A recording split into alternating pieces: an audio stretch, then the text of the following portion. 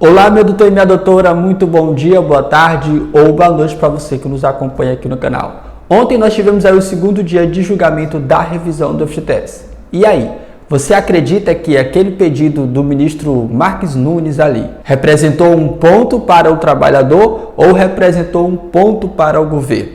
E aí nesse vídeo eu quero te mostrar que nós temos aí 10 ministros para votarem, né? 2 deles já votaram, o ministro Luiz Roberto Barroso e o André Mendonça, e 4 deles nos deram pistas de como será o seu voto. Então nesse vídeo eu quero assim poder mostrar essas falas que dão a ideia de qual será o voto desses ministros. Aí você deixa nos comentários se você também concorda com isso ou não. Mas antes deixa aí para mim se, por exemplo, a votação de ontem representou para o trabalhador uma perda ou quem sabe aí uma esperança de ganho.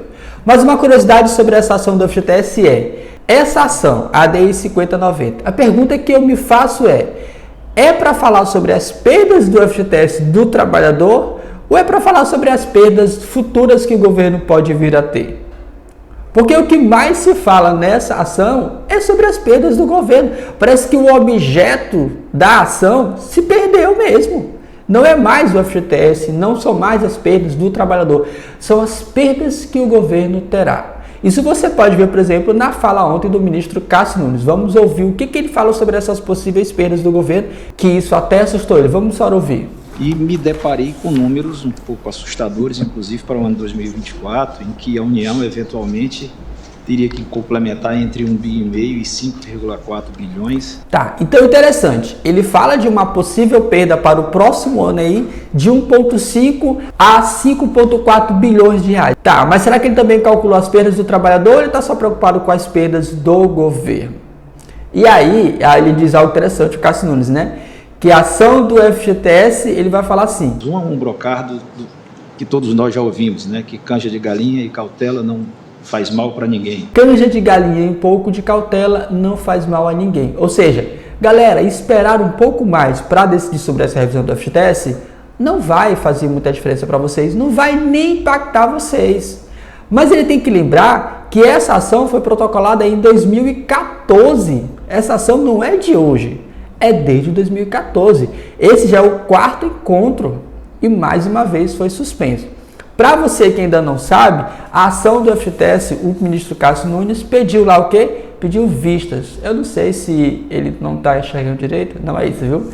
Pediu vistas é porque ele quer ler mais uma vez, ele quer poder se debruçar no relatório que deixou ele um pouco assustado de que próximo ano a projeção de dispêndio do governo seria de 1,5 a 5,4 bilhões de reais. Mas eu quero tratar com você sobre as 4 pistas aqui que nós temos dos ministros pelas falas deles. Aí você vai dizer se você concorda ou não com essas falas.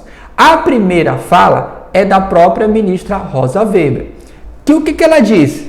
Olha só, vamos ouvir o que ela disse, que dá indício de qual será o voto dela, né? Vamos ouvir rapidinho. Eu achei brilhante o voto do ministro Luiz Roberto Barroso. Tá, então a ministra está achando que foi inteligentíssimo o voto do ministro Luiz Roberto Barroso. Ou seja, o voto que diz que as contas do FGTS passariam a ser remuneradas agora a partir de um índice que seja pelo menos igual à caderneta de poupança. Inteligente por quê, doutor? Porque na cabeça dele é assim, bom, não é nem para o governo e nem para o trabalhador. Agora as próximas medidas é que valerão. E aí, uma outra pessoa que também achou bem inteligente essa ideia ali do ministro Luiz Roberto Barroso foi o próprio Cássio Nunes. Olha só o que ele fala. Agora, gente, é interessante. Como é que eles falam tão devagar? Vamos ouvir mais uma vez o ministro Cássio Nunes. Senhor presidente, antes de mais nada, quero parabenizar o voto do eminente relator, ao qual eu reputo que trouxe uma solução muito inteligente.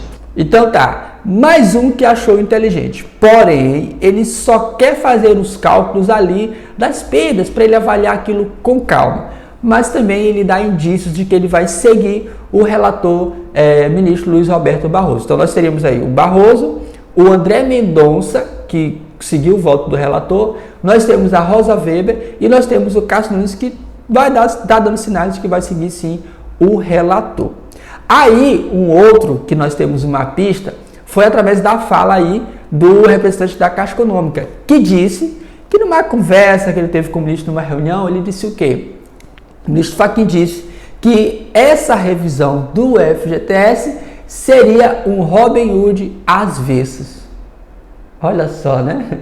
Seria um Robin Hood às avessas. Ou seja, ele não vai favorecer também para que o trabalhador possa então recuperar as perdas. É bem provável também que o ministro Fachin possa seguir o relator Luiz Roberto Barroso.